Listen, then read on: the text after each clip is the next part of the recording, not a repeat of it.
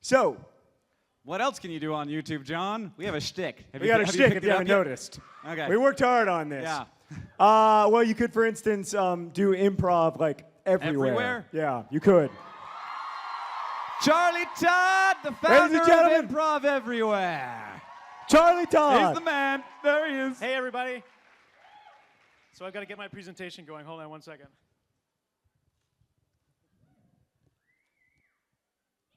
All right. So is it playing? Oh, it wants me to log into the Wi-Fi. No, I'm not going to do that. Okay, so hopefully it's up. Can I see my first slide? Just to make sure. Okay, awesome. I see it. Okay, cool. So, hey, everybody. I'm Charlie Todd from the YouTube channel Improv Everywhere. And thanks a lot. And I moved to New York City in 2001 with an interest in being an actor or a comedian. Give it up for New York. And while I was trying to figure out how to do that, I didn't have access to a stage immediately. I decided to start doing performances in public places around New York as a way of expressing myself. I'm going to show you guys some of the early videos from Improv Everywhere and a couple of newer ones and kind of tell you the behind-the-scenes story of how it all got started today. So the first project that I'm going to show, this is called the No Pants Subway Ride. And this is the very original one. It took place in 2002 on the 6 train in Manhattan. It was shot with a hidden camera just on someone's lap with a magazine on top of it. These are 2 Danish guys who sit down right next to the cameraman, and this is me right here. So it's winter, it's January, it's very cold. I'm wearing a brown coat, a hat, a scarf, but I am not wearing pants. And you can kind of see my ladybug chartreuse boxers peeking out, and this girl notices me right here.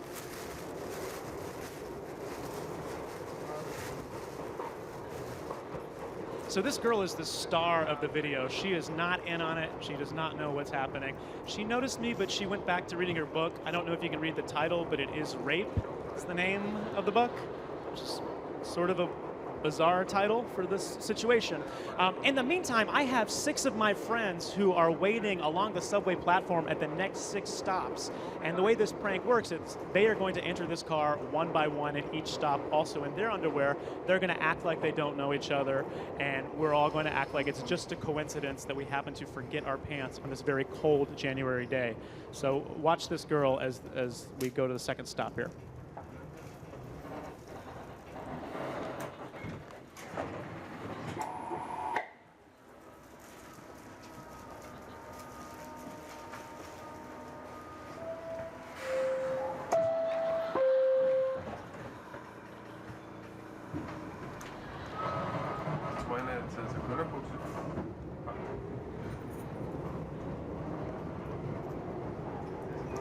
So at this point, she decides to put the rape book away and be a little bit more aware of her surroundings.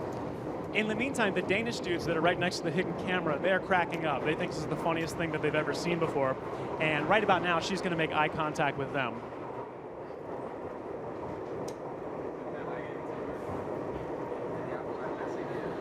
And I've always loved that moment in this video because it seemed like the experience was something that was maybe a little bit scary for her, or she was definitely confused. And once it became a shared experience and she was laughing with someone else, then it became something that was funny.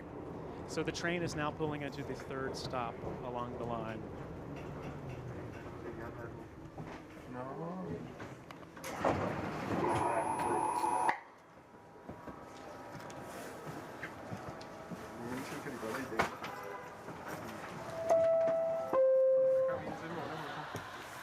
So the video won't show all of the stops, but this happens for 4 more stops. 4 more guys get on. Then at the 8th stop, a girl got on with a big duffel bag full of pants and announced she had pants for sale for $1, like you might sell batteries or candy on the train or something.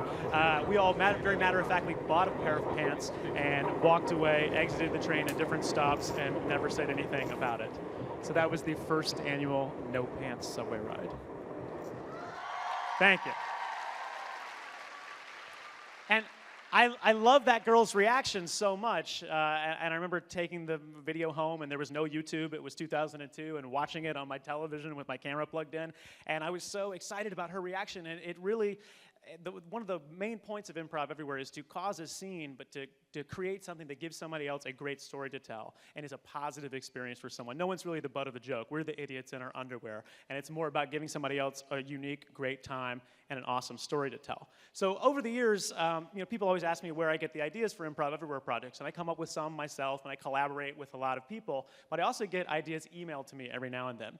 And in 2006, a high school kid in Texas emailed me and said, you should get as many people as possible to put on blue polo shirts and khaki pants and go into a Best Buy and stand around.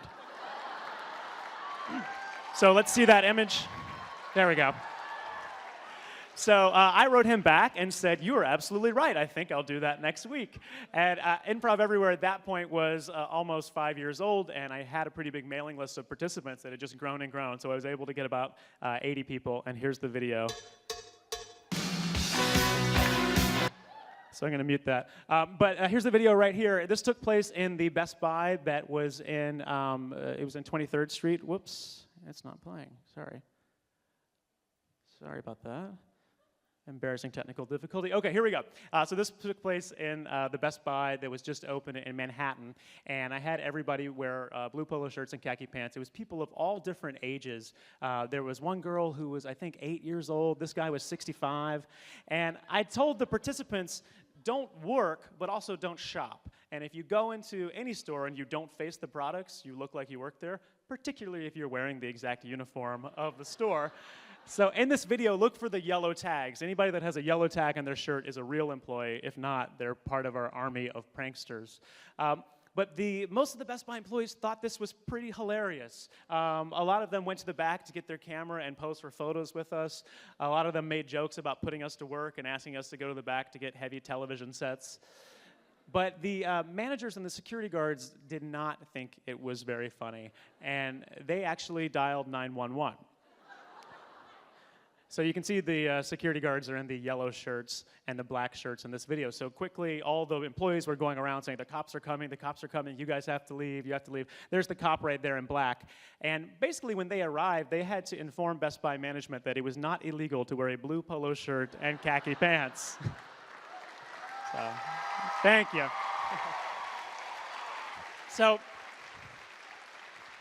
there's a photo right here of one of the cops at the end, and basically they were searching for our camera guys, and they found a couple of our camera guys. We just filmed it with hidden cameras and duffel bags, and obviously you're not allowed to shoot video in a store like Best Buy. One thing that we did that I was really proud of is I had one participant just came in with a blank mini DV tape and went over to the camera department in Best Buy and put the tape in one of their cameras and just filmed the prank and looked like he was shopping the entire time.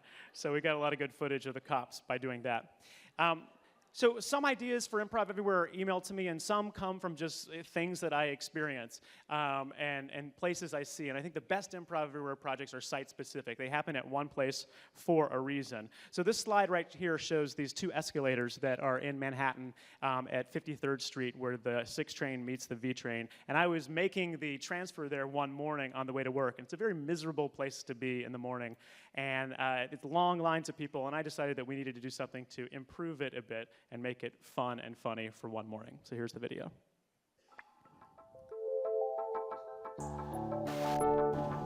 So again, this is January. It's very cold. People are on their way to work. Perhaps they're not very happy about that. There's a long line to even get on these 2 escalators.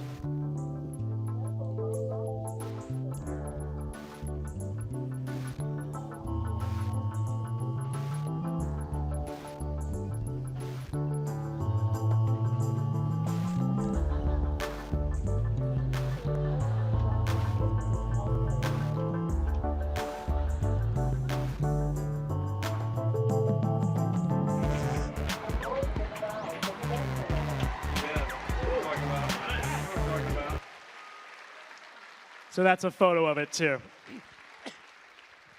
So that was done completely without authorization. We just showed up with those signs, and nobody from the MTA seemed to care. Apparently, it was okay to stand there with those signs. And Rob washed his hands before and afterwards and did not get sick. So that was great. In closing, I just want to talk a little bit about kind of my story on YouTube.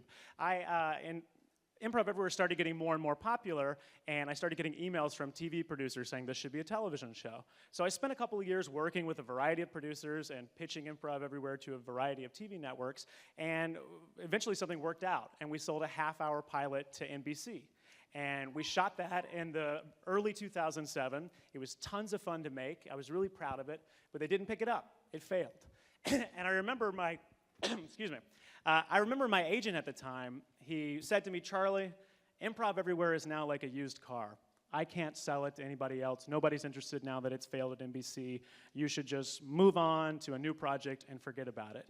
And I remember thinking that was the stupidest advice I'd ever heard in my life.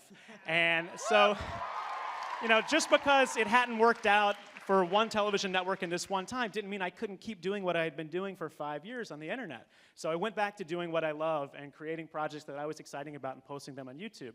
And over the past 4 years, the Improv Everywhere channel has exploded, and we have 8 times as many subscribers now as we did then. And it's just been getting more and more popular. And because of the partner program and because of opportunities like touring and speaking at college campuses and producing projects at festivals all over the world, I've been able to turn Improv Everywhere into my full-time job. And it's really, thank you. And I just want to say to all you guys that it's so exciting that we are living in a time now where the gatekeepers don't matter. You don't have to have permission from somebody that works in a corner office in a tall building out here in Los Angeles in order to create exactly what you want to create and put it online for potentially millions of people to see it. And I think, you know, that's sort of the advice that I would give you guys. Like, figure out what it is that you like to do and just make it. Don't wait for a big break.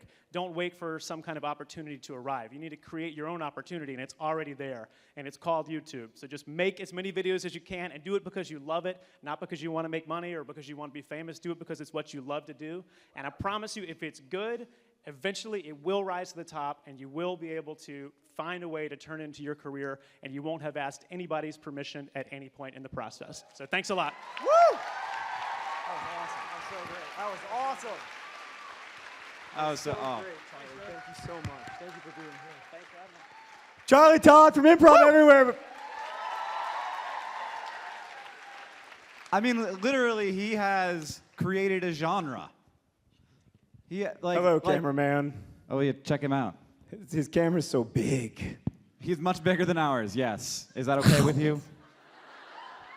I can just smell the GIFs on Tumblr. Speaking of GIFs on Tumblr, yeah, I have an update for you. Charlie broke Tumblr.